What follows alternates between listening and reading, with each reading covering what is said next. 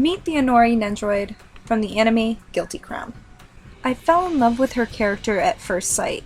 From her ombre pink hair to her fiery red leotard, she was like candy for the eyes.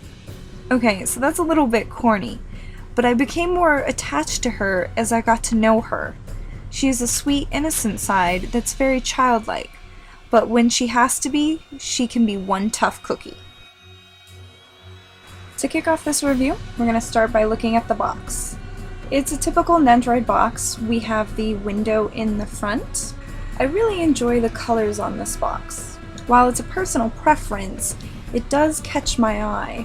And then of course we do have a few pictures of the poses and features of this Nendoroid. So now it's time to open her up.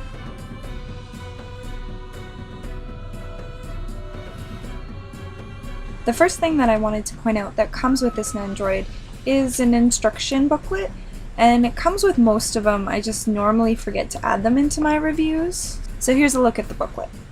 And as always, the pieces come in this plastic protective casing. When I first opened this Nendoroid, I was blown away with how beautiful and vibrant the colors were. I think I need to start doing a separate live unboxing video of these because I feel I lost some of my enthusiasm for how much this Nendoroid wowed me as I was unboxing her. Her vibrant colors and cute expression just got to me. One of the most visually pleasing Nendoroids I've opened to date. So before I go any further, let's take a quick look at everything she comes with, which I think is a pretty decent amount for a Nendoroid. Looking closely at Inori, you can see that her paint job is really well done. The only thing that I did notice is that because her pigtails will sometimes rub against her face, some of that red paint will come off on the faceplate. For Inori's articulation, her head moves, and it moves up and down and side to side. Her arms also move, but I did find that they are a bit loose. And then her legs move. Another piece that can also be positioned into different poses are her pigtails. Her pigtails also come apart into two different pieces. I'm not sure why exactly you would need that, as there are no other pieces to swap in and out, but maybe it just makes it easier if you're putting other pieces in that you can get them out of the way. Next, let's take a quick look at Funnel, her robot companion.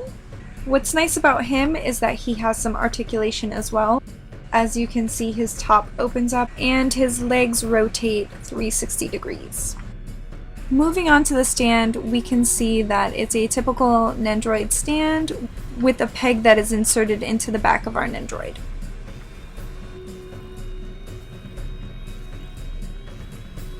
I don't want to go over all of her limbs as it's a pretty standard thing with most Nendoroids, but I did want to point out these pieces because they're not so standard with many Nendoroids.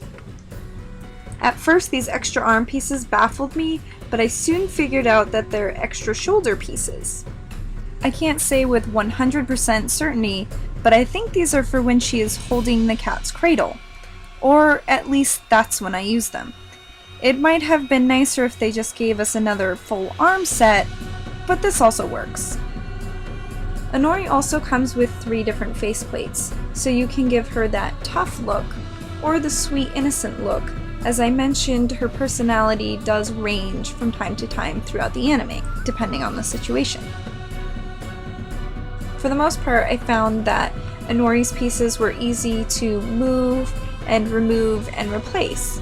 However, some pieces were looser than others, as I mentioned, her arms were, and also the void piece that clips onto her chest, it just didn't fit very tight, and it fell off a few times while changing her pose and moving her around. But if you kept her in one spot for a while, it should be okay. Overall, I'm really happy with how this Nendoroid portrays Inori. If you are a collector of Guilty Crown figures, then I wouldn't pass this one up, unless you don't like chibis. And who doesn't like chibis? Well, that's it for my Inori Nendoroid review. I hope you all enjoyed, and thanks for watching!